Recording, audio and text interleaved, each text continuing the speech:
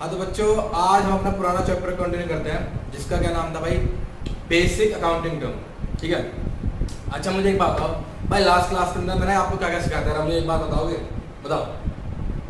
अच्छा हाँ, एक्सपेंडिचर के बारे में, रिवेन्यू एक्सपेंडिचर क्या था, कैपिटल एक्सपेंडिचर क्या था, रिसिप्ट के बारे में सिखाया था मैंने आपको, रिवेन्यू रिसिप्ट क्या था और कैपिटल रिसिप्ट भी क्या था, और काफी कुछ और वर्ड्स भी सिखाए थे मैंने आपको। ठीक है ठीक है।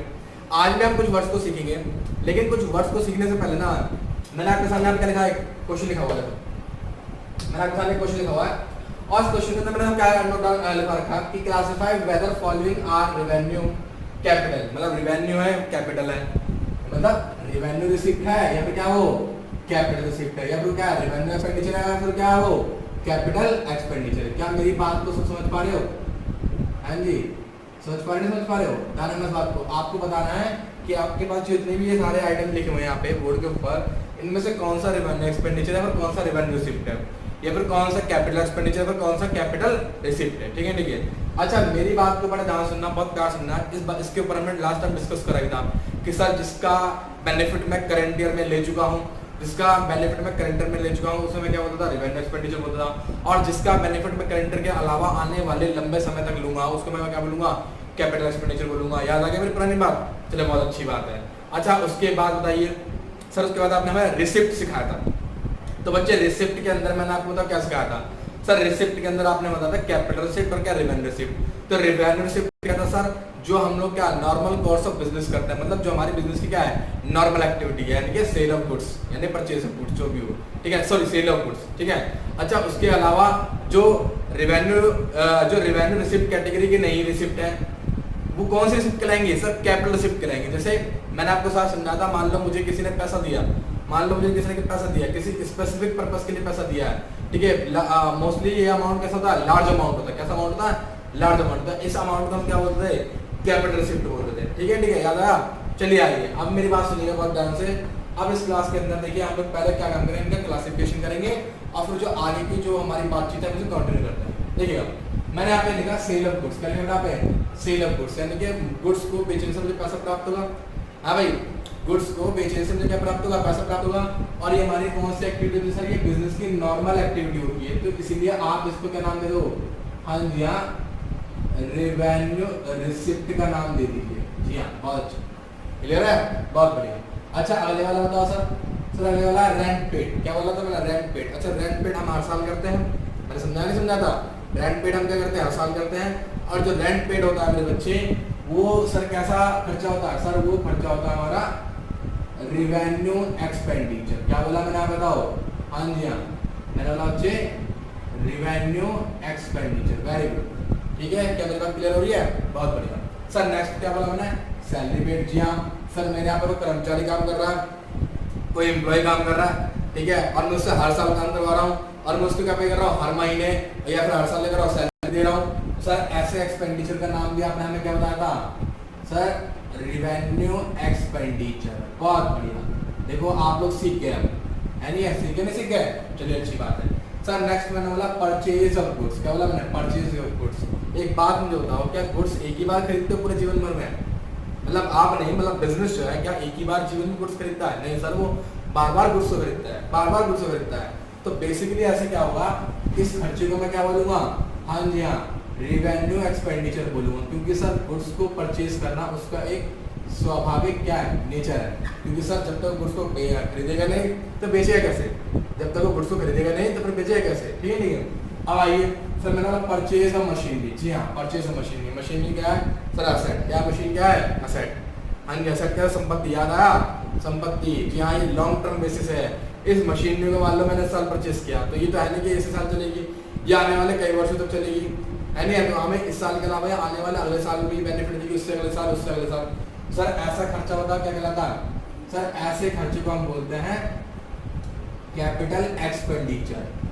बहुत अच्छे, क्या बोलते हैं, कैपिटल एक्सपेंडिचर। क्या बात समझ आ रही है? बहुत अच्छी समझ आ रही है। चलिए सर नेक्स्ट बताइए, purchase of building. Purchase of building क्या कह रहे हो?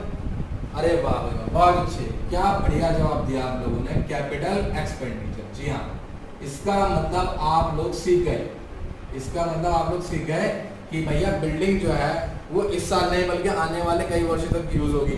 और जब जो चीज करंट ईयर के अलावा आने वाले कई वर्षों तक यूज होती है वो कैसा खर्चा होता है सर, हमारा कैपिटल एक्सपेंडिचर होता है। बहुत अच्छी। अच्छा नेक्स्ट बताओ sir, purchase of furniture on credit. क्या बोला मैंने, परचेज ऑफ फर्नीचर ऑन क्या, क्रेडिट। सर क्रेडिट में खरीदा वो तो बात की बात है, पहले बताओ खर्चा क्या है, फर्नीचर है, फर्नीचर देते हैं क्या सर इसी साल चलेगा सर, आने वाले कई साल तक चलेगा। हम मान के चलते हैं, जनरली हम ये मान के चलते हैं जो फर्नीचर क्या होता है कि वो इस साल के अलावा आने वाले कई सालों तक 4-5 साल तक चलेगा। तो ऐसे खर्चे को मैं भी क्या बोलता हूँ सर, कैपिटल, हाँ जी हाँ, एक्सपेंडिचर। बहुत अच्छे, चलिए बहुत अच्छे। नेक्स्ट बताइए सर, बोला सेल ऑफ मशीन। क्या बोला मैंने, सेल ऑफ मशीन। अच्छा मुझे एक बात जरा समझाओगे, मैंने लास्ट टाइम आपको एक बात समझाई थी, बोलो क्या, कि अगर मान लीजिए किसी भी कैपिटल एक्सपेंडिचर की वजह से मुझे कोई पैसा प्राप्त होता है, नहीं समझ में आया, सुनो ना तुम्हारा सर, ये बिल्डिंग जो है, ये मशीन जो है, ये वो फर्नीचर जो है, मशीन क्या, मैंने मशीन खरीदी थी तो उस समय कैसा खर्चा था सर, कैपिटल एक्सपेंडिचर था। अब वही मशीन को मैं बेच रहा हूँ, ये कैसा रिसिप्ट होगा सर, कैपिटल रिसिप्ट होगा। हाँ जी बहुत अच्छे, दैट इज कॉल्ड क्या बेटा, कैपिटल रिसिप्ट। बहुत बढ़िया, आप लोग होशियार हो चुके हो बहुत ज़्यादा, ठीक है। चलिए आगे sir, sale of building. Sir building क्या है, कैपिटल एक्सपेंडिचर है, और कैपिटल एक्सपेंडिचर को मैंने करा यानी कि सेल कर दिया, तो इसका मतलब इससे प्राप्त होने वाला जो अमाउंट है वो भी क्या कराएगा हमारा, कैपिटल रिसीट। क्या कहलाएगा, कैपिटल, हाँ जी हाँ, रिसीट। क्लियर है मेरी बात, बहुत अच्छी। Next, loan from bank. Sir loan from bank मैंने आपको एक बात समझाई थी, जनरली हम लोग बैंक से जो लोन लेते हैं, जनरली, ठीक है, ये मान के चलते हैं कि एजम्पशन होती है कि जनरली हम लोग जो बैंक से लोन लेके चलते हैं सर, ये बेसिकली कैसा लोन होता है सर, ये होता है लॉन्ग टर्म बेसिस का। कैसा होता है, लॉन्ग टर्म बेसिस का, है नहीं है। तो इसका मतलब ये है कि बैंक का जो लोन है वो लंबे समय के लिए होगा। जी हाँ, तो अवश्य बात है, जब मैंने लोन लिया तो उससे मुझे क्या प्राप्त हुआ, पैसा प्राप्त हुआ। तो जो लंबे समय के लिए मुझे पैसा प्राप्त हुआ उसको मैं क्या बोलूँगा, कैपिटल रिसीट। क्या बोलूँगा, हाँ जी हाँ, कैपिटल रिसीट। क्या मेरी बात सबको समझ आ रही है, पक्का आ रही है। चलिए अच्छी बात। आइए सेल ऑफ स्क्रैप। सर कबाड़, जी हाँ कबाड़। सर हर साल के हर महीने हमारे फैक्ट्री में से क्या निकलता है, कुछ स्क्रैप कचरा निकलता है। स्क्रैप में इसका तो कचरा जो बच जाता है, वेस्टेज। तो सर क्या होता है, वो एक ही बार बिकती है सर, नहीं सर, वो तो सर हर महीने बिकती है, कभी कभी रोज भी बिकती है। कुछ ऐसी फैक्ट्रीज होती हैं जहाँ पर रोजाना वेस्टेज निकलता है, रोजाना क्या होता है, सेल होता है। हाँ जी हाँ, तो ऐसे स्क्रैप को सर बेचने पर जो मेरे को पैसा प्राप्त होता है मैं उसको क्या बोलता हूँ सर, उसको आप बोलेंगे रेवेन्यू रिसीप्ट। क्या मेरी बात समझ आ रही है, उसको मैं क्या बोलूँगा, revenue receipt. Very good sir. Next is commission receipt. Commission क्या होता है सर, कमीशन बेसिस पे बहुत सारे लोग काम करते हैं। कैसे, मैं आपको एक एशिया की सबसे बड़ी मार्केट है, कपड़ा मार्केट गांधीनगर में, आप वहाँ पर जाओ, ठीक है, वहाँ पर बहुत सारी लेबर काम करती है। वो अपनी दुकान पे तो काम कर रही होती है, पर वो दूसरे की दुकान के लिए भी काम कर रही होती है। मतलब क्या होता है कि बहुत बार क्या करते हैं, वो अपनी दुकान के कस्टमर को दूसरे की दुकान में क्या करते हैं, भेज देते हैं कि जाओ, आपको ये वाला गुड्स हमारे यहाँ नहीं मिल रहा, आप एक काम करो उस वाली शॉप पे चले जाओ, आपको ये वाला गुड्स वहाँ मिल जाएगा। ठीक है, तो जब वो अपना कस्टमर किसी और को देता है तो क्या बोलता है कि भाई ऐसा है, देखिए कस्टमर आ रहा है, ठीक है, सुनना, ये कस्टमर मैं तेरे पास भेज रहा हूँ और इसके जितने भी सेल होगी उसके ऊपर मैं 10% कमीशन दूंगा। हाँ जी हाँ, तो क्या हुआ, एक ही कस्टमर बेचता है पूरे साल, नहीं सर, वो बहुत बार बेचता है। वो ऐसे कस्टमर बहुत बार बेचता है, महीने में 5-6 तो भेज ही देता है। तो ऐसे कमीशन को हम सर क्या बोलते हैं, रिवेन्यू रिसीप्ट। क्या बोलते हैं बेटा, हाँ जी हाँ, revenue receipt. Very good sir, बहुत अच्छे। नेक्स्ट इज क्या, rent receipt. Sir rent receipt, जिस प्रकार से आप लोग हर महीना रेंट पे करते हैं उसी प्रकार से आपको क्या था, आपकी भी कोई बिल्डिंग है, आपका भी कोई मकान है, उसके अंदर कोई किराएदार रह रहा है, उसके अंदर क्या रह रहा है, कोई किराएदार रह रहा है, तो वो भी क्या करता है, आपको हर महीने करता है, टाइमली पेमेंट करता है, किसकी, किराए की। तो वो आपको क्या मिल रहा है, किराया मिल रहा है, दैट इज कॉल्ड क्या, रिवेन्यू, हाँ जी, रिसीप्ट। ठीक है, रिवेन्यू रिसीप्ट। कुछ लोगों ने मुझसे ये भी कहा था सर रिवेन्यू रिसीप्ट क्या था, रेकरिंग नेचर का होता है, और कुछ लोगों ने मुझसे कहा था कि जो कैपिटल रिसीप्ट होता है नॉन रेकरिंग नेचर का होता है, मतलब वो कभी कभार प्राप्त होता है नहीं, कभी कभार प्राप्त होता है। और रेवेन्यू रिसीप्ट क्या होता है, हमें बार बार प्राप्त होता है, ऐसा कुछ लोगों का कहना भी है। ठीक है, ठीक है, अब मेरी बात सुनिए, क्वेश्चन समझ आ गया पक्का, चलिए ठीक है, अब मेरी बात सुनिएगा। अब हम ना जो आगे का टॉपिक कंटिन्यू करते हैं, ठीक है। देखिए आज हम कुछ और वर्ड्स के ऊपर मास्टरी करेंगे, और ध्यान सुनना, और ये वर्ड्स जो है ना आपकी डेली लाइफ में यूज होते ही होते हैं, मतलब आपने भी इनका अगर यूज किया ही है, ठीक है, ऐसा नहीं कि आपने यूज नहीं किया, आपने भी इनका यूज करा है, ठीक है। चलिए देखिएगा, अब देखिए मैं आपके सामने एक वर्ड लिखने आ रहा हूँ, ये वर्ड आप जानते हो, आपके पापा भी जानते हैं, आपकी मम्मी भी जानते हैं, आपका भाई भी जानता है, मैं भी जानता हूँ, पूरी दुनिया जानती है वर्ड। सर इस वर्ड का नाम क्या है? सर इस वर्ड का नाम क्या है? सर इस वर्ड का बहुत प्यारा नाम है, दैट इज कॉल्ड क्या? डिस्काउंट। जी हाँ डिस्काउंट, पहले लिख देते हैं इस में। It is allowed to customer, it is allowed to customers, ठीक है, as concession, as क्या? अंडर कंसेशन, या फिर इसको रिबेट भी कह सकते हैं। रिबेट का मतलब क्या होता है? छूट। हाँ जी हाँ, इसको कंसेशन बोलते हैं या फिर रिबेट भी कह सकते हैं, ठीक है। For it is allowed to customer as concession का रिबेट फॉर क्या आएगा यहाँ पे? फॉर प्राइस इन गुड्स, हाँ जी, फॉर प्राइस इन गुड्स और सर्विसेज, ठीक है, सर्विसेज और अमाउंट पेबल, और क्या आएगा? अमाउंट बोले क्या लिखते हैं पे? पेबल, ठीक है, अमाउंट पेबल, ठीक है। इट इज कॉल्ड, हाँ इट इज कॉल्ड क्या बच्चे? डिस्काउंट। क्या लिखते हैं? इट इज कॉल्ड डिस्काउंट, ठीक है, इट इज कॉल्ड क्या? डिस्काउंट। देयर आर सुनना ध्यान से, two type of discount. There are क्या है? टू टाइप ऑफ डिस्काउंट, ठीक है, ध्यान सुनिए।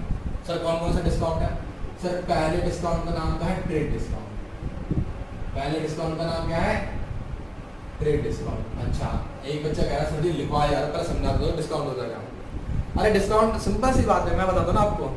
मैं ये तो मेरे से तो कुछ जानता नहीं वो डिस्काउंट क्या होता है। मैंने बहुत डिस्काउंट झेला अपने जीवन में, मैं रोज हर महीने डिस्काउंट झेलता हूँ। पता क्या डिस्काउंट झेलता हूँ? कोई मेरे पास बच्चा आता, सर जी ये मेरे को अकाउंट्स पढ़ा दो, सर जी मेरे को मैथ्स पढ़ा दो, ठीक है सर जी, और सर मेरे को ये कोई पढ़ना है, चलो ठीक है बेटा पढ़ लो। सर मैं फीस क्या दूँ? मैं बोलता हूँ बेटा फीस इतनी जाएगी तुम्हारी, ठीक है, 4000 5000 6000 जो भी जाएगी। तो बच्चा क्या कहता है? सर जी 5000 ज़्यादा ले लो, सर जी 4000 ज़्यादा ले लो। मतलब टीचर कोई भी फीस बोल दे उसके सामने, वो बच्चा टीचर से बार्गेनिंग करवा के अपनी फीस कम करवा ही लेता है। हाँ जी हाँ, वो बच्चा टीचर से बार्गेनिंग करके अपनी फीस कम करवा ही लेता, थोड़ी बहुत, चाहे 100 रुपये कम करवाए, चाहे 200 रुपये कम करवाए, क्योंकि उसको ऐसा लगता है, उसको अपने मन में बड़ा ना प्राउड फीलिंग होती है कि हाँ यार आज मैंने कितना बढ़िया काम करा, आज मैंने टीचर के 100 रुपये कम कर दिया, आज मैंने टीचर के 200 रुपये कम कर दिए।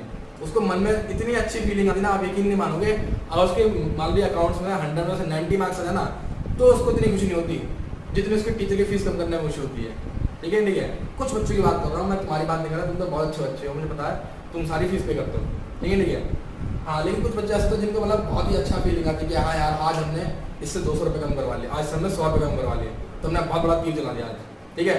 चलो कोई बात नहीं, अब मेरी बात सुनना से, तो सर मेरी बात सुनना से, हम लोग सर ये रोजमर्रा में देखते देखते डिस्काउंट क्या होता है। डिस्काउंट देखो हमारे पास एक वर्ड है MRP, क्या वर्ड है बेटा? हाँ MRP। मान लीजिए मैं गया शोरूम के अंदर, ठीक है, मैं शोरूम के अंदर गया, मैंने एक शर्ट को देखा, सर उस शर्ट के ऊपर लिखा हुआ था 2000 रुपये, एक टैग लगा हुआ था, ठीक है। ठीक है, मार्केट रिटेल प्राइस, ठीक है, ठीक है, मार्केट रिटेल प्राइस। तो मेरी बात सुनना से 2000 रुपये का क्या लिखा होता, इस पर टैग लगा होता 2000 रुपीज़। सर मैंने बोला भाई ऐसा है, मैंने बोला भाई ऐसा कि 2000 रुपये तो दूंगा नहीं मैं, देना तो 100 रुपये में दे दे। अब क्या बताओ वो दुकानदार का रिएक्शन क्या होना चाहिए? झापड़ मारेगा मेरे? नहीं झापड़ नहीं मारेगा बेटा, वो दुकानदार कहेगा एक काम करो सर जी आपको नहीं लेना, आप निकल जाओ यहाँ से। फिर बहुत देर के बाद मैंने उससे बहस करी, बहुत ज़्यादा बहस करता रहा, काफ़ी देर तक मेरे से लड़ाई हो गई, बहुत देर तक लड़ाई चलती रही, और लड़ाई होने के बाद हम दोनों ने बोला कि चलो ना तेरी ना मेरी, एक काम कर, इसको 1000 रुपये में क्या करते हैं, डन करते हैं, ठीक है, 1000 रुपीज़ में क्या करते हैं, डन करते हैं। तो मुझे एक बात बताओ, कहीं ना कहीं मेरे बच्चे ये 2000 रुपये का आइटम मैं आपने कितने परचेज करके ला रहा हूँ, 1000 रुपये में, और वही आइटम वो कितने रुपए में सेल कर रहा है सर, 1000 रुपीज में, है नहीं है? ध्यान सुनो, ये आइटम मैंने कितने परचेज करा, 1000 में, उसने सेल कितने में करा, 1000 में, 2000 में नहीं, 2000 में। अगर कोई तुम्हारे से पूछे तो बताओ तो सेलिंग प्राइस क्या है? अगर कोई तुम्हारे से पूछे तो सेलिंग प्राइस क्या, सेलिंग प्राइस मतलब क्या था, जिस वैल्यू पे सेल करा है, सेलिंग प्राइस का मतलब क्या होगा, जिस वैल्यू पे करा है, सेल करा है, उसे में क्या बोलता है, सेलिंग प्राइस बोलता है। जी हाँ, उसी में क्या बोलता है, सेलिंग प्राइस बोलता है। तो इसका मतलब जो यहाँ पे 1000 रुपीज का क्या आया है, डिस्काउंट आया है, ठीक है, जो हमारा यहाँ पे क्या है 1000 रुपीज से जो क्या आया है, डिस्काउंट आया। इस डिस्काउंट को बेटा हम क्या बोलेंगे, ट्रेड डिस्काउंट। क्या बोलेंगे? जी हाँ, ट्रेड डिस्काउंट। डिस्काउंट का बेटा हम क्या बोलेंगे, ट्रेड डिस्काउंट। क्लियर है मेरी बात? हाँ जी हाँ, क्या बोलेंगे, ट्रेड डिस्काउंट करता है। सर ट्रेड डिस्काउंट करता है, it is concession, it is concession और क्या है यहाँ पे, रिबेट। कंसेशन और क्या आएगा, रिबेट। ठीक है, ठीक है, allowed, allowed on the basis of, on the क्या है यहाँ पे, बेसिस ऑफ, इधर इधर क्या लिखा मैंने, एक वर्ड लिखा मैंने यहाँ पे, क्वांटिटी। क्या लिखा मैंने यहाँ पे, क्वांटिटी और value of price. Value of क्या लिखते मैंने यहाँ पे, प्राइस। जी हाँ, क्लियर है? बात सुन लो ध्यान से, it is concession rebate. Concession या फिर क्या, रिबेट है, allowed on the basis of इधर क्वांटिटी और क्या, value of price. Value of price बोल लो, सेल ऑफ प्राइस बोल लो, जो भी हो, या परचेज प्राइस बोल लो। ठीक है, ठीक है, सॉरी सेल प्राइस नहीं, परचेज प्राइस नहीं होगी। फिलहाल हम किसकी बात कर रहे हैं, वैल्यू ऑफ प्राइस की। ठीक है, वैल्यू ऑफ प्राइस। ठीक है, ध्यान सुनना है आपको। सर मैंने यहाँ पे एक वर्ड लिखा क्वांटिटी। देखो वैल्यू ऑफ प्राइस तो मैंने आपको समझा दिया। क्या समझाया सर? वैल्यू ऑफ प्राइस मतलब क्या होता है, देखो 2000 रुपये का एमआरपी था, उससे लड़ झगड़ के मैंने शर्ट कितने में ले ली सर, 1000 रुपीज में शर्ट ले ली। शर्ट बोल लो, गुड्स बोल लो, शर्ट बोल रहा है क्या, गुड्स बोल लो, दोनों ही बात क्या हमारे लेके। फिलहाल हम जनरली क्या लेके चल रहे हैं, शर्ट का एग्जाम्पल लेके चल रहे हैं। तो 2000 रुपये का क्या कह रहा है एक बच्चा, इस बार राशन वाले का एग्जाम्पल नहीं दे रहा मैं, राशन वाले का एग्जाम्पल इसलिए दे रहा, उसका प्रचार मैंने बहुत कर लिया, अब शर्ट का प्रचार करूंगा। देखो ध्यान से, तो 2000 रुपये जो है उस शर्ट का प्राइस है। ठीक है, मैंने सर लड़ झगड़ के ये शर्ट कितने में ले ली सर, 1000 रुपीज में ले ली। तो बच्चे 1000 रुपीज के मैंने शर्ट ले ली, तो एक बात बताओ सर, मैंने उस एमआरपी से कितने रुपए कम दिए सर? आपने उस एमआरपी से 1000 रुपए कम दिए, तो इसी डिस्काउंट को मैं क्या नाम दूंगा, ट्रेड डिस्काउंट दूंगा। क्या नाम दूंगा, ट्रेड डिस्काउंट दूंगा। जी हाँ, बहुत अच्छे। अच्छा लेकिन एक मेरी बात सुनो, मेरे पास एक मार्कर है। ठीक है, मान लीजिए मार्कर मेरे पास कितने का है, 10 रुपए का। ये कितने है, 10 रुपए का। ये एक मार्कर और आ गया, ये एक मार्कर हो गया। अब बताओ मेरे पास कितने मार्कर हो गए सर? 3 मार्कर हो गए। कितने मार्कर हो गए? 3। मेरी बात सुनना ध्यान से, मैंने बोला, मैंने दुकानदार बोला सर आपने एक मार्कर जो है 10 रुपए का दिया, तो 3 मार्कर कितने हुए, 30 रुपए हो गए। 3 मार्कर कितने हुए, 30 रुपए हो गए। तो दुकानदार क्या, दुकानदार से मैंने बहस करी, फिर से बहस करने लगते मुझसे। मैंने बोला भाई कुछ तो थोड़ा मतलब डिस्काउंट दो। तो कहता है काम करो, अगर एक मार्कर 10 रुपए का, अगर आप 3 लोग हो तो मैं आपको कितने का दूंगा, 25 के दूंगा। जी हाँ, 25 के दूंगा। जैसे आप बहुत बार जाना सब्जी लेने आना मार्केट में, तो क्या होता है, बोलो क्या बोलता है, बताओ क्या कहता है, कहता है सर कि 20 का आधी किलो है ना, 20 का आधी किलो, और क्या कहता है 35 का 1 किलो। हाँ जी हाँ, 35 का 1 किलो। तो इसका मतलब क्या हुआ, अगर 20 का आधी किलो है तो 1 किलो कितने का होना चाहिए था, 40 का होना चाहिए था। लेकिन वो 1 किलो कितने का दे रहा है, 35 रुपए का दे रहा है। तो इसका मतलब जब 5 रुपए उसने कम कर दिए, वो जो 5 रुपए कम करा उसको भी क्या बोलूंगा, ट्रेड डिस्काउंट बोलूंगा। क्या बोलूंगा, ट्रेड डिस्काउंट। इसका मतलब ये है कि उसने 5 रुपए किस बेसिस पे कम करे सर, क्वांटिटी के ऊपर कम करें। यानी कि अगर आप 1 किलो लोगे तो तभी आपको 5 रुपए कम मिलेंगे, देने पड़ेंगे। ठीक है क्या समझे, मिलेगा तो समझे। अगर आप 1 किलो लोगे तभी आपको क्या मिलने देने पड़ेंगे, 5 रुपए कम देने पड़ेंगे। तो इसका मतलब क्लियर हो गया, पक्की बात। चलो अच्छी बात है, वेरी गुड। अब मेरी बात ध्यान सुनो। अच्छा एक बात सुनना, जो सेल होगी ध्यान सुनना, सेल्स आर रिकॉर्डेड। ध्यान सुनना इस बात को, सेल आर क्या है, रिकॉर्डेड। ठीक है, एज नेट सेल्स प्राइस। क्या लिखा मैंने पे, नेट सेल प्राइस। सेल्स को जो रिकॉर्ड करेंगे हम कैसे रिकॉर्ड करेंगे, नेट सेल प्राइस पे। सर ये नेट सेल प्राइस क्या होता है सर, इसको हम बोलते हैं ग्रॉस सेल्स प्राइस। क्या लिखते हैं यहाँ पे, ग्रॉस सेल्स प्राइस माइनस का क्या कर देता है बेटा, ट्रेड डिस्काउंट। माइनस का क्या कर देता हो, ट्रेड, जी हाँ, डिस्काउंट। क्या मेरी बात क्लियर है सर? हाँ, ये ग्रॉस सेल प्राइस क्या होगा सर, ये जो एमआरपी वाला अमाउंट है ना, इसको मैं क्या बोलूंगा, ग्रॉस सेल प्राइस बोलूंगा। अच्छा जिस प्रकार से मैं बेच रहा हूँ उसी प्रकार से एक चीज और सकते बोलेगा, परचेज। सिमिलर क्या लिखा मैंने, बताओ, सिमिलरली एज फॉर क्या आएगा, परचेज। सिमिलरली किसके लिए आएगा, एज फॉर क्या आएगा, परचेज। तो परचेज भी कैसे रिकॉर्ड होगा बताओ सर? परचेज को भी हम जो रिकॉर्ड करेंगे ना, वो कैसे रिकॉर्ड करेंगे बताओ सर, नेट परचेज प्राइस। क्या, नेट परचेज प्राइस। तो नेट परचेज प्राइस कैसे आएगा सर, ग्रॉस परचेज। हाँ जी हाँ, मैंने कहा ग्रॉस परचेज प्राइस में से मैं क्या माइनस कर दूंगा सर, ट्रेड डिस्काउंट। क्या माइनस कर दूंगा बताओ बच्चे, हाँ जी हाँ, ट्रेड डिस्काउंट को माइनस कर दूंगा, तो मुझे क्या मिल जाएगा, नेट परचेज प्राइस मिल जाएगा। क्लियर है मेरी बात? नेट पर ये ग्रॉस परचेज प्राइस क्या होगा, जो टैग में जो एमआरपी लिखा हुआ, जब मैं किसी भी शर्ट पैंट को खरीदने जाऊंगा उसके ऊपर जो टैग है ना, टैग के ऊपर जो अमाउंट लिखा हुआ, उसी अमाउंट को मेरे लिए, वो मेरे लिए क्या हुआ, ग्रॉस परचेज, और उसके लिए क्या कहलाएगा, वो ग्रॉस सेल। क्लियर है, वेरी गुड। अच्छा, तो इसका मतलब ये हो गया, इसका मतलब ये हो गया कि ट्रेड डिस्काउंट है ना, यानी कि trade discount is not recorded at all in the books, in the क्या लिखते हैं मैंने, books, in the books, in the books of accounts, in the books of क्या आ गया, अकाउंट्स। जी हाँ, बात आने ना कि ट्रेड डिस्काउंट की एंट्री क्या होगी in the books of accounts में, कभी भी नहीं हो। क्लियर है मेरी बात, वेरी गुड। आइए sir next item, sir trade discount समझा दिया आपने, वेरी गुड। नेक्स्ट जो आइटम है उसका नाम क्या है बेटा, कैश डिस्काउंट। जी हाँ, कैश डिस्काउंट। तो मेरी बात को बहुत ध्यान सुनो, अभी कैश डिस्काउंट क्या होता है सर, मैं दोबारा लिखा था, देखो, it is concession, it is concession और रिबेट, और क्या, rebate, rebate allowed, allowed on the basis, on the क्या लिखा मैंने, basis of making, on the basis of making timely payment. हाँ जी, टाइमली पेमेंट क्या लिखा मैंने, on the basis of making timely payment, और हाँ जी, अर्लियर पेमेंट, ऑन क्या लिखा मैंने, अर्लियर पेमेंट। क्लियर है मेरी बात, नहीं समझ में आया, चलो समझो। ये एक ऐसा कंसेशन है जो हम किस बेसिस पर लागू करेंगे, टाइमली पेमेंट या फिर क्या, अर्लियर पेमेंट, यानी कि समय से पहले। देखो ध्यान से, देखो ध्यान से, ये शर्ट में कितने रुपए की लाया, 1000 रुपए खरीद के लाया। मैंने उससे बोला, क्योंकि वो मेरा जो दुकानदार है बहुत पुराना है, जानकार है, मैंने उससे बोला कि इस शर्ट की जो पेमेंट है मैं कब करूँगा सर, 2 महीने के बाद करूँगा, आफ्टर 2 मंथ, कब करूँगा, आफ्टर 2 मंथ। ठीक है, ठीक है, वो राजी होगा। इसका मतलब ये हुआ कि उसने मेरे को किस बेसिस पे बेचा है सर, उसने मेरे को एक बेसिस पे बेचा है, क्रेडिट बेसिस पर। किस बेसिस पे बेचा है, जी हाँ, क्रेडिट बेसिस पे बेचा है। तो इसका मतलब ये होगा, जैसे मुझे क्रेडिट बेसिस पे बेचा, सुना ध्यान से, इसका मतलब ये होगा जैसे मुझे क्रेडिट बेसिस पे बेचा, तो उसने क्या बोला और मैंने क्या बोला, मैंने बोला 2 महीने के बाद, उसने बोला हाँ, मान गया, ठीक है।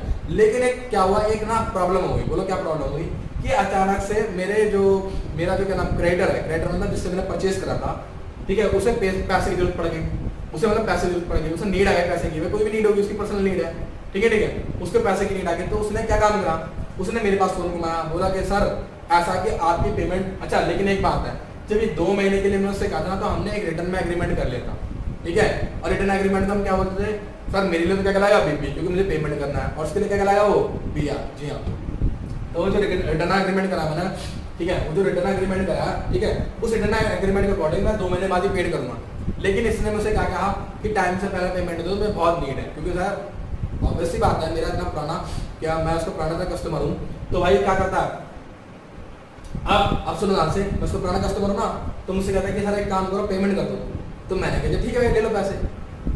तो कहता है कि सर, लेकिन मैं उससे एक बात कहता हूँ, मैं दिमाग खिल जाता है, क्योंकि मैं बिजनेसमैन हूँ, मैं बहुत चलाक बिजनेसमैन हूँ। मैं क्या कहता हूँ, देखो 2 महीने बाद पेमेंट करनी है, अब मैं तुम्हें जल्दी पेमेंट कर रहा हूँ, तो मुझे पैसा कहीं ना कहीं से अरेंज करना पड़ेगा, तो इसके लिए मुझे क्या कर दो, थोड़ा सा डिस्काउंट दे दो, है नहीं, थोड़ा डिस्काउंट दे दो। या फिर वो खुद से क्या रहता है कि अगर आप मेरे को जल्दी पेमेंट कर दोगे तो मैं आपको थोड़ा सा डिस्काउंट दे दूंगा, ठीक है, ठीक है। तो एक बात सुनना, कहीं ना कहीं मेरे पास टाइम क्या था, 2 महीने का था, और मैंने टाइम से पहले पेमेंट कर दिया, ठीक है, टाइम से पहले पेमेंट कर दिया। तो ऐसी पेमेंट के ऊपर जो डिस्काउंट मेरे को मिला है, ठीक है, उसको मैं क्या बोलूंगा, कैश डिस्काउंट। क्या बोलूंगा, कैश डिस्काउंट, ठीक है, ठीक है, डिस्काउंट ये मेरे को मिला, तो that is called the cash discount received, मेरे लिए कहलाएगा। और उस बंदे ने मेरे को डिस्काउंट दिया, उसके लिए क्या कहलाएगा, कैश डिस्काउंट अलाउड कहलाएगा, ठीक है, ठीक है। जो डिस्काउंट को देता है उसके लिए अलाउड होगा, और जो डिस्काउंट को प्राप्त करता है यानी जिसको मिलता है उसके लिए कहलाएगा डिस्काउंट रिसीव कहलाएगा, ठीक है, ठीक है। तो कैश डिस्काउंट समझ में आ गया, यानी कि टाइमली पेमेंट, समय पे पेमेंट करने के लिए। जैसे मान लो मैं आपसे कहता हूँ कि भाई टाइम पे फीस जमा कर दो, एक बच्चे का सर आपकी पूरे साल की फीस कितनी है, मैंने कहा भाई 10,000 रुपीज़ फीस है, मान लो 11 का जो पैकेज है 10,000 रुपये का। तो एक बच्चे का सर मैं अगर आपको समय से पहले सारी पेमेंट इकट्ठा दे दूँ, तो मैं कहता हूँ बेटा कोई दिक्कत नहीं, मैं आपको 8,000 रुपये दूँ, 8,000 रुपये मतलब आपके लिए फीस जाएगी। क्लियर है, नहीं क्लियर है? मैं कहता हूँ आपके लिए फीस कितनी जाएगी, 8,000 रुपये। तो इसका मतलब क्या हुआ, ये मैंने उसे कितना डिस्काउंट दे दिया, 2,000 रुपये डिस्काउंट दिया। तो इस डिस्काउंट को मैं क्या बोलूँगा, कैश डिस्काउंट बोलूँगा। क्या बात सुनाई? क्या ये डिस्काउंट हर किसी के लिए नहीं सर, ये डिस्काउंट सिर्फ उसी के लिए जो क्या कर रहा, अपनी समय से पहले क्या कर रहा, पूरी पेमेंट जमा कर रहा, ठीक है, ठीक है, या फिर क्या कर रहा, टाइमली पेमेंट कर रहा, ठीक है। चलिए नेक्स्ट आप देखो, अब मेरी बात सुनो, अब ऐसा है हर बारी पेमेंट हमें रिसीव हो रही है नहीं है, लेकिन सर कभी कभी ऐसे भी तो हो सकता है कि कभी कभी हमें पेमेंट रिसीव ना भी हो, कभी कभी ऐसे भी हो सकता है कि हमें पेमेंट रिसीव ना भी हो, या फिर हमें पैसा मिले ही ना, हमारा पैसा डूब जाए। हाँ जी आइए, तो इससे हमारी मुलाकात होती है जब हमारा पैसा डूब जाता है, तो उसको हम क्या बोलते हैं, बैड डेट्स। जी हाँ, डेट्स का मतलब क्या होता है, कर्जा, बैड का मतलब होता है बुरा, ऐसा कर्जा जो बहुत ही बुरा है, ऐसा कर्जा जो बहुत ही गंदा है। जी हाँ, मतलब कहने का मतलब ये है, कि इट इज एन अमाउंट, कहाँ सुनना, इट इज एन अमाउंट, कहता है इररिकवरेबल, क्या लिखा है, इररिकवरेबल फ्रॉम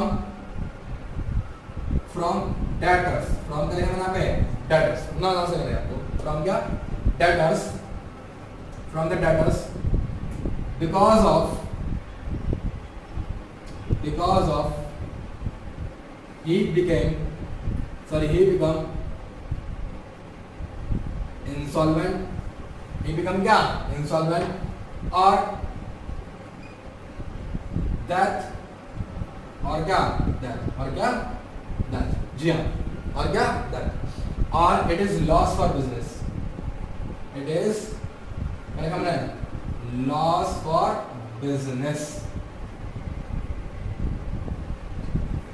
देखो ध्यान से, बैड डेट सर मैंने क्या बताया, गंदा कर्जा, बहुत गंदा कर्जा। जैसे कि मान लो मैं हर साल पढ़ाता हूँ, हाँ मैं अब की बार मैं अपना एग्जांपल दूँ, मैं हर साल पढ़ाता हूँ, हर महीने पढ़ाता हूँ, कोई ना कोई ऐसा बदमाश बच्चा जरूर होता है जो मेरी फीस नहीं देता, मुझसे पढ़ के तो चले जाता है, कहता सर मैं आपको फीस दे दूँगा अगले महीने, मुझसे बार कहता सर मैं आपकी फीस अगले महीने जमा कर दूँगा, अगले महीने जमा कर दूँगा, पर वो ऐसा बदमाश बच्चा होता है कि मुझे फीस जमा कभी करता ही नहीं।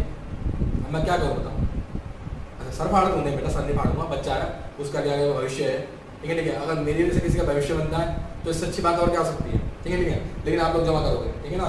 हाँ देखो मैंने आपने कहा बैड डेट्स, कल यहाँ पे बैड डेट्स, तो क्या है, it is amount, it is an amount irrecoverable, sir irrecoverable मतलब प्राप्त नहीं हुआ, रिकवर नहीं हो पाया, उससे प्राप्त ही नहीं हुआ, किससे, डेटर से, किससे, डेटर से। जी हाँ, यहाँ पे डेटर केस क्यों ले रहे हैं सर, क्योंकि ऑब्वियस सी बात है पैसा हमें किससे लेना था, डेटर से लेना था, क्योंकि कैश सेल्स के अंदर तो हमारे पास पैसा आ जाता है, तो वहां पर तो पैसा डूबने का सवाल ही पैदा नहीं होता, पैसा डूबने का सवाल कहाँ पे पैदा होता है, सर डेटर्स में होता है। तो बिकॉज किस वजह से, या तो क्या हो जाए, इंसॉल्वेंट हो जाए, क्या हो जाए, इंसॉल्वेंट हो जाए, या फिर क्या हो जाए, उसकी मौत हो जाए। हाँ जी, वो निकल गया, मर गया, आज मुझसे माल खरीद कर लेके गया और कल अचानक से क्या हुआ, भगवान ने कहा उसके एक्सीडेंट होगा, एक्सीडेंट में मर गया, तो एक बात बताओ, मैं क्या पैसा वसूल कर पाऊंगा, नहीं वसूल कर पाऊंगा, मैं उसके बीवी बच्चों से पैसा वसूल नहीं कर सकता, क्योंकि सर माल किसने खरीदा था, उसने खरीदा था, बिल किसके नाम है, उसके नाम है, और हमारे बीच ऐसा कोई एग्रीमेंट नहीं होता कि इनकेस अगर उसको कल कुछ हो जाए तो उस पैसा मैं उसकी वाइफ या उसके बच्चे से वसूल कर सकूँ, ठीक है, हाँ जी, ध्यान रखना साहब को। तो इसका मतलब क्या हुआ, इसका मतलब ये हो गया कि ऐसा पैसा जो इंसॉल्वेंट होने की वजह से या फिर उसके मर जाने की वजह से क्या हो, हमें ना मिले, ठीक है, ऐसा पैसा को हम क्या बोलेंगे, बैड डेट बोलेंगे। और ये क्या होता है, बिजनेस के लिए क्या होता है बेटा, एक लॉस होता है। अच्छा एक बच्चा बोल रहा है सर इंसॉल्वेंट 10 बार बोल दिया आपने, पर इंसॉल्वेंट समझाया नहीं, इंसॉल्वेंट होता क्या, चलो भाई देखो इंसॉल्वेंट भी समझा दो, लिखो यहाँ पे देखो आंसर,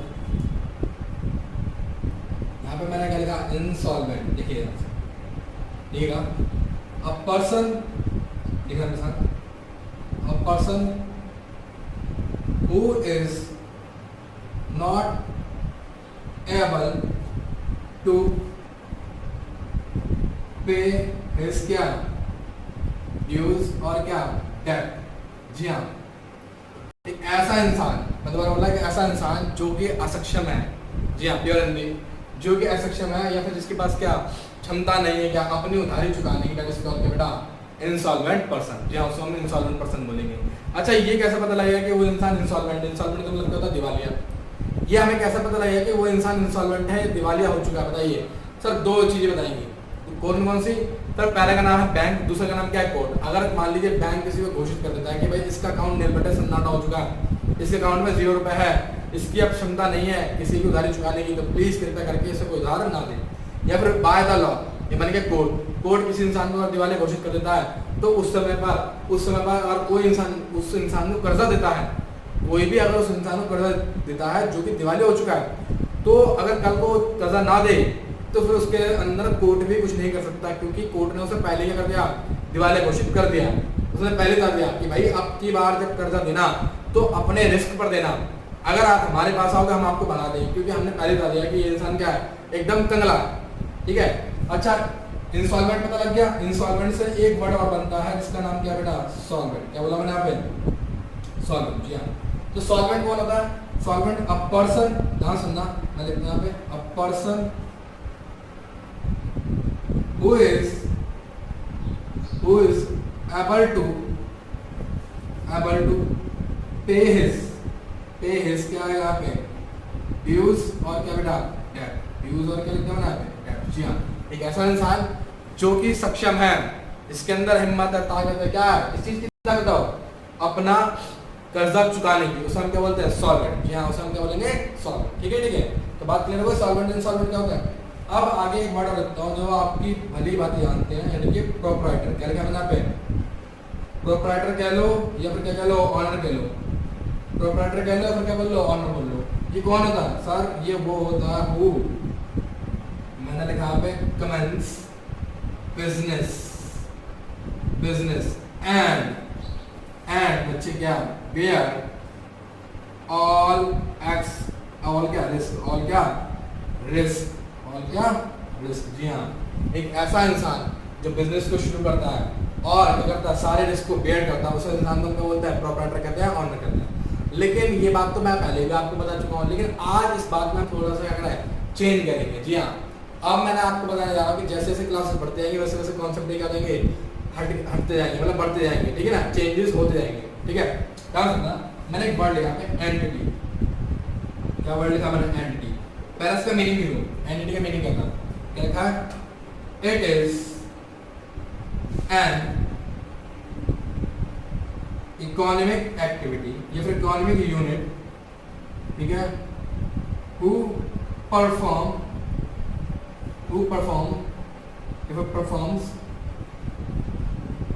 इकोनॉमिक क्या एक्टिविटी, इकोनॉमिक क्या एक्टिविटीज।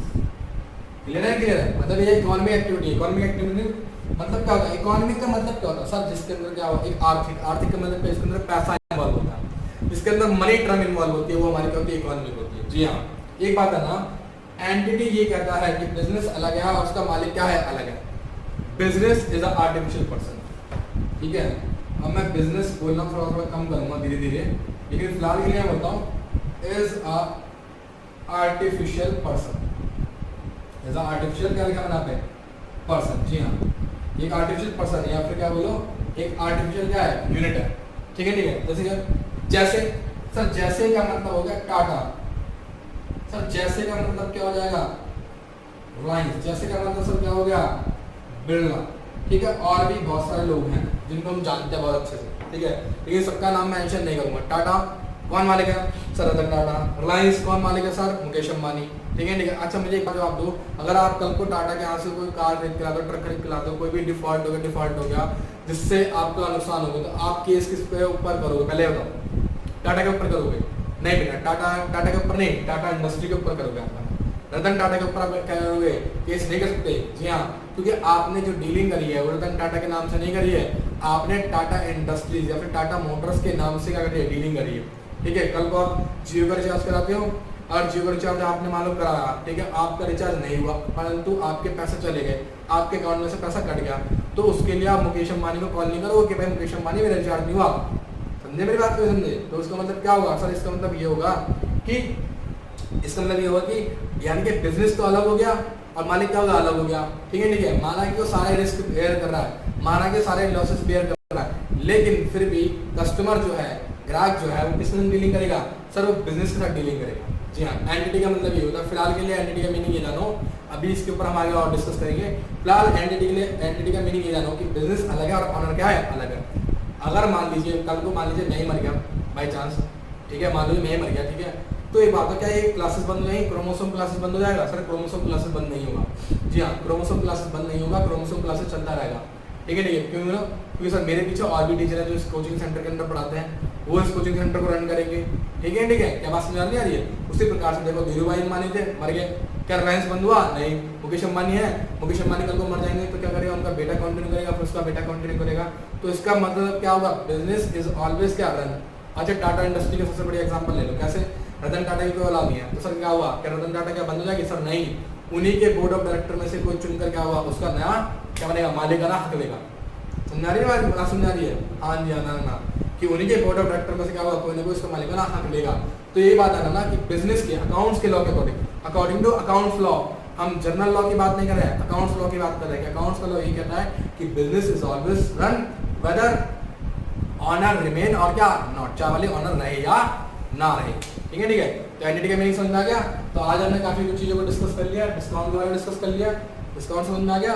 ठीक है, जो प्राइस है उस प्राइस से क्या कम वैल्यू पे खरीदना, ठीक है, दैट इज कॉल्ड क्या डिस्काउंट। और जो जो हम लोग क्या करते हैं, जो हम लोग क्या करते हैं बेटा, क्या हाँ या देखो वैल्यू ऑफ प्राइस में जो कमी आती है या फिर क्वांटिटी की वजह से जो डिस्काउंट मिलता है उसको क्या बोलते हैं, ट्रेड डिस्काउंट बोलते हैं। और जब हम टाइमली पेमेंट कर देते हैं तो जो डिस्काउंट हमें मिलता है उस समय सब क्या बोलते हैं, कैश डिस्काउंट करते हैं। अच्छा एक बात खास बात होती है कि ट्रेड डिस्काउंट की एंट्री तो हम पास नहीं करेंगे, लेकिन आप कैश डिस्काउंट की एंट्री हम पास करेंगे। सर कैसे करेंगे वो हम आने वाली क्लासेस में सीखेंगे। फिलहाल शांति से समझ लो कि कैश डिस्काउंट की एंट्री पास होगी और ट्रेड डिस्काउंट की एंट्री पास नहीं होगी। ठीक है ठीक है, क्योंकि ये फाइनेंशियल ट्रांजैक्शन के अंदर क्या होता है, इंक्लूड होता है, और ये फाइनेंशियल ट्रांजैक्शन के अंदर इंक्लूड नहीं होता।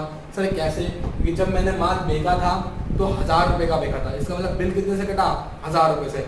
फाइनेंशियल ट्रांजैक्शन कितने रुपए से, 1000 रुपए से। लेकिन जब इसकी पेमेंट होगी, इसकी पेमेंट करने जाएंगे तो क्या करेंगे, 1000 रुपये पेमेंट करेंगे। और जब डिस्काउंट कम होगा, जो डिस्काउंट कम होगा यानी जो कैश डिस्काउंट मिलेगा किसके ऊपर मिलेगा, 1000 रुपए के ऊपर मिलेगा। बिल कटा कितने रुपए से, 1000 रुपए से। पेमेंट मान लो मैंने कितने रुपए कर दी, 900 रुपए। तो इसका मतलब कहीं ना कहीं इन टर्म ऑफ मनी मेरे को फायदा हुआ नहीं हुआ, कितने रुपए का फायदा हुआ सर, 100 रुपीज का। ठीक है ठीक है, इसलिए क्या होता है कैश डिस्काउंट हम करते हैं, रिकॉर्ड करते हैं। ठीक है, मेथड समझ में आ गया, आ गया? हाँ जी, आप पैसा डूब जाना, किसी को उधार दिया और पैसा हमारा डूब गया। जनरली इसके लिए यूज करते हैं, डेटर्स के लिए यूज करते हैं। ठीक है ठीक है, सॉल्वेंट का मतलब समझ गए, जो पर्सन क्या था अपना पेमेंट कर सकने में सक्षम है वो क्या कहलाएगा, सॉल्वेंट। और इनसॉल्वेंट कौन होता है, जो पेमेंट नहीं कर सकता। क्लियर है? और एंटिटी का मीनिंग क्या होगा, बिजनेस अलग है और मालिक क्या है, अलग। ठीक है ठीक है, चलिए नोट डाउन कर लीजिए।